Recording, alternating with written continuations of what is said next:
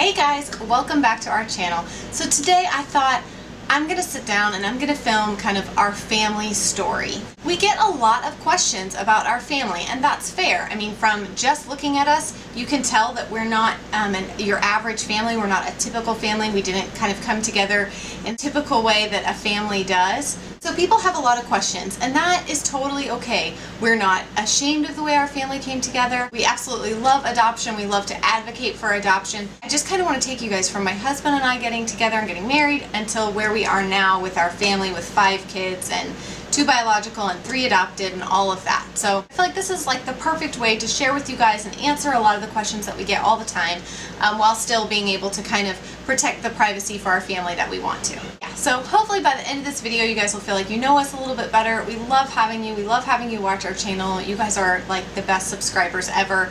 I seriously brag on you guys all the time because you guys are just so sweet to us and to our whole family. So let's just jump right into our family story.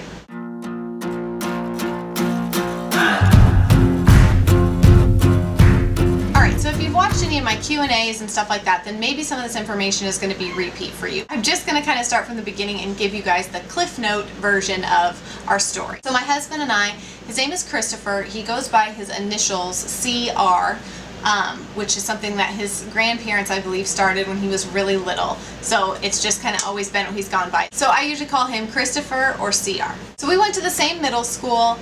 We met in the 8th grade, really good friends for a really long time. And then I think it was the summer before our senior year, he wrote me a letter and sort of, confessed his love for me. So shortly after that, we started dating. And yeah, we stayed together until a little bit after high school. I came to North Carolina. He went down to California to go to college. And at 18, it was just really hard to keep a long distance relationship. So we did end up breaking up for about 3 years. We stayed in touch. We stayed really good friends. And after about 3 years, he said, "Let me fly you out. I really want to see you and visit." And I was like, okay, that's fine.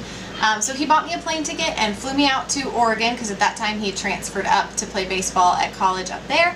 So he flew me out to come and visit him, and we pretty much ended up getting back together within just a couple of days of me being there. We were just kind of like, yeah, we're still in love with each other. It might have been 3 years, but we're still in love with each other. And we just kind of knew, and I feel like we knew in high school too that, we were meant to be together. I think that separation was necessary, but yeah, we just knew that we were meant to be together. So we got back together, engaged a few months later, and married a few months after that. So in August of 2005, we got married, and then we lived in Oregon while he finished college and I worked. The same month he graduated college, we found out that I was pregnant with Kennedy. We were very excited, but really nervous. We'd kind of had this 5-year plan that we were going to travel and do all these things for 5 years, and then we just ended up pregnant. So we were thrilled. But little did I know that I was going to end up suffering from something called hyperemesis. And if you don't know what that is, you might now, because since Princess Kate had it, it seems everyone understands what it is. But it's just morning sickness that goes long beyond, the first trimester, and it's very, very, very, very difficult. I could make an entirely another video on that topic, but it makes you very sick for pretty much the majority of your pregnancy. And my husband at that time was graduating. He got a job working for a bank, and we decided to move our family, our little family, from Oregon to North Carolina. I was very, very sick. I was not able to work anymore, and so we moved here. He got a job. After a very difficult pregnancy, which, like I said, would be a whole different video in and of itself, I gave birth to Kennedy in January of 2007, and she was just a precious little 5-pound, 9-ounce, little bald, adorable little baby. I was absolutely terrified. She was so small, and I felt like I don't know what I'm doing. It was a very anxiety-filled time for me after a difficult pregnancy and everything. I just had a little bit of a difficult time in the beginning, but things got better quickly, and she grew into this just precious and hilarious, goofy little kid. When she was about a year old, we found out that we were pregnant with Shelby.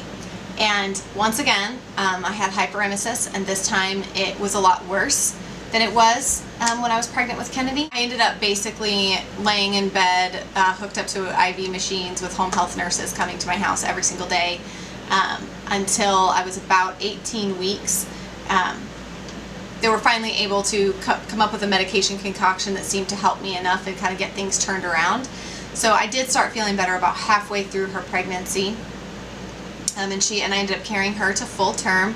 I don't know if I mentioned this, but I delivered Kennedy at 36 weeks because of kidney stones that were too large to pass, so I had to be induced and deliver her early. Shelby, I was much healthier at the end of her pregnancy, and I carried her to full term. She was born at 38 weeks and 5 days, and she was 7 pounds 2 ounces, and she came out with a head full of brown hair. She looked completely opposite of her sister. It was just crazy. We were kind of like, wow, our genetics make these two very different looking children. Just happy baby, and she was so easy. She was such an easy baby. And so we had our 2 little girls, and I felt like my body had been through so much. We just felt like, okay, we're probably done having biological children. And we kind of thought maybe our family was done completely at that point. I mentioned in other videos, in 2011, Shelby was going to be turning 4 that year. So the girls were 5 and 4. We really just felt that pull of adoption on our hearts. It's something that we had always been interested in doing and had wanted to do. But you know, it's kind of like when you say you're going to get a vacation house, or you say you're going to, you really want to take that dream vacation to Bali in one of those little huts that's over the ocean. It's something that, like, you say you really want to do it, but a lot of people just never do. For us, what pushed us over and into saying, yes, we're actually going to do this instead of just talking about doing it, was a video that I saw. This woman, Christy, had made an adoption video for her daughter, Lucy, that she was adopting from Ethiopia. And after watching that video, in my heart, I just knew, like, we were meant to adopt. This was not an accident. This was not a mistake that I saw this video. I showed it to my husband, and we were both just totally on board. And so sometimes, you know, people question why we make videos, why we talk about adoption, because we have 3 children in our home that might not be here if it wasn't for me watching that video that she had made 5 years ago. I don't know. I feel like if it even just helps one person to kind of cross over that line of thinking about it to actually doing it, then it was worth everything. So in 2011, we decided to begin the adoption process. We started our home study. We started getting everything going. In July of 2011, which this is an important date to remember, in July of 2011, as we were in the middle of the adoption process, I really just felt like God was telling me I had a daughter. And this feeling was so strong, and I felt like I had this little girl waiting for me, and something was just telling me her name is Rose. It was a series of so many things that happened, but I was just absolutely convinced. So much so that, I mean, I wrote a blog post at the time on our blog saying, like, I feel like God is being very clear with me. We have a little girl, her name is Rose, and so that's what we were moving towards. And through a series of other circumstances, when we got our referral call, it was for a little boy. And I remember at the time thinking, oh, okay, maybe I just really didn't understand. Maybe that was just me. Maybe I just made that up in my head. Maybe, you know, I really didn't understand, because, like I said, I felt like so clearly that we were supposed to have a little girl named Rose. So I was a little confused, but we were 100% moving forward, excited to be adopting a son, and we flew to Congo. Well, I flew to Congo in July of 2012 to bring home our son, Noah.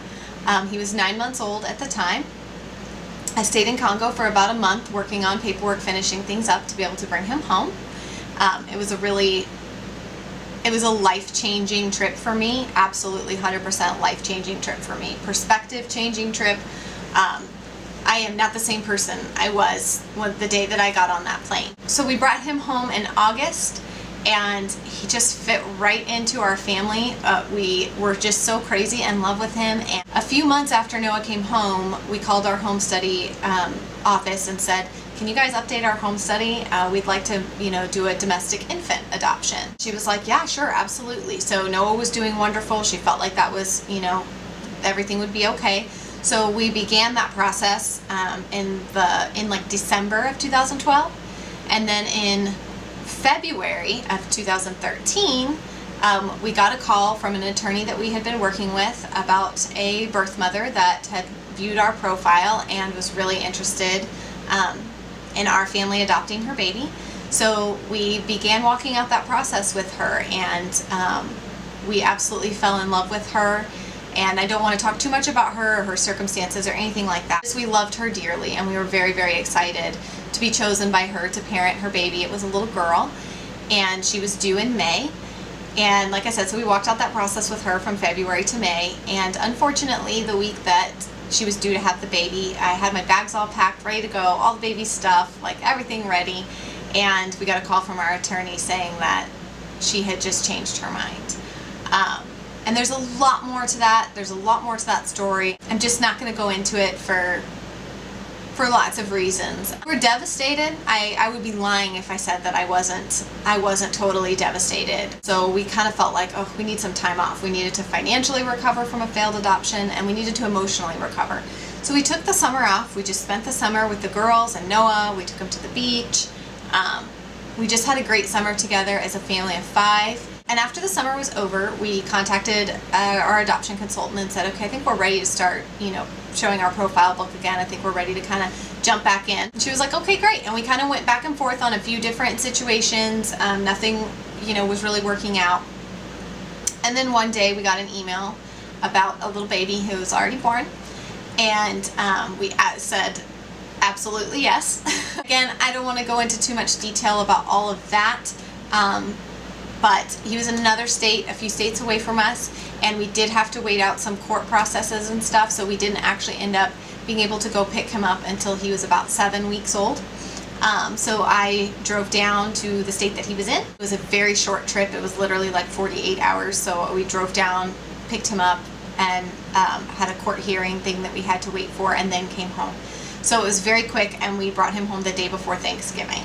So it was an amazing, amazing Thanksgiving that year, and we were so, so happy to have him home, and he was absolutely just the most precious baby. He was such a good baby. He came home, he just fit in seamlessly. Noah was in love with him from second one. When we pulled in the driveway, it was 11 something at night, but what I will tell you is that for the first time, Kennedy experienced what it was like to cry from happiness.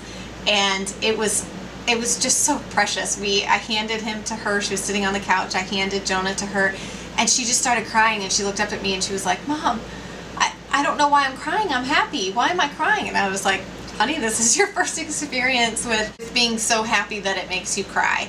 And it was just such a precious moment for our family. It was very intimate. It was, just us. Yeah, and so then life began as a family of 6. And everything was great, we really kind of thought at that point, okay, maybe now we actually are done. We've got 2 girls, we've got 2 boys. We just felt like, we had a good kind of family dynamic. But still, somewhere in the back of my mind, I felt like we were still missing somebody. And maybe many of you know what that feels like, to feel like there's a child just not in your family yet, and you know that they're coming. That was in the fall of 2013. So fast forward now to the spring of 2015, I had quite a few friends who had adopted from China. So I just kind of was like asking questions, like I said, we really weren't like planning on adopting. I had asked some questions, but then I was like, oh, I just don't know if we can do it again, and really wasn't like in that headspace necessarily.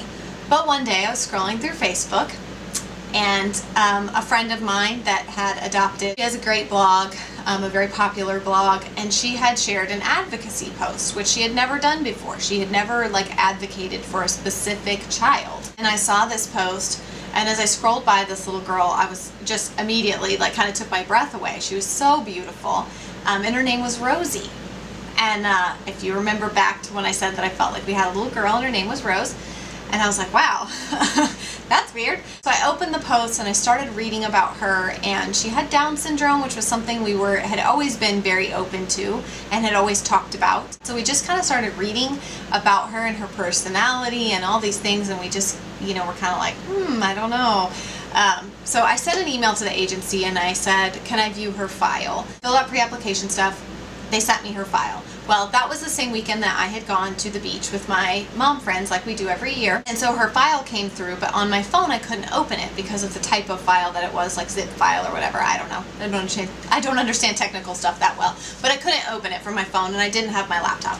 So I kind of had to go the whole weekend. So I just had this handful of pictures and the blog post that my friend Stephanie had written. Like I said, we weren't planning on adopting again, so it was a little bit scary in that aspect. I came home, and on Monday morning, I came up to my office and sat down to look at her file.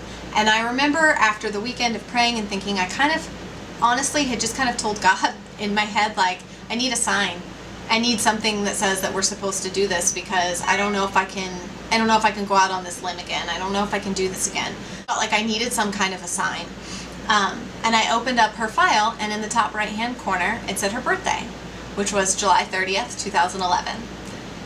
July 30th is also my birthday, so immediately I was like, oh wow. And then to see that she was born in July 2011, the same year and month that I had this very intense feeling that I had a little girl and her name was Rose. And here I was staring at a little girl named Rose, born in July of 2011. And that was all I needed. My husband needed to do a little more research, but after a few days, he was in 100% agreement that this is what we were supposed to do and we were going to move forward. Her adoption process was our fastest. I think it's a lot different when you have a picture of the child you're adopting when you start the process, because there's nothing that holds you back. Like, as a mom, you are every single day pushing, fighting, doing everything you can to get your child home. We were very blessed that she was at ICC and at this great organization. Again, I'll leave them down below for you guys to check out about sponsoring some of their children. But I still wanted her here with me. At the end of the day, the best place for children is in families. No matter how wonderful the orphanage is or the care center is, the absolute best place for a child is in a family. So I was very anxious to get her home. I worked really hard. 8 months later, we started that process in May, and in December, on Christmas Day, I boarded a plane.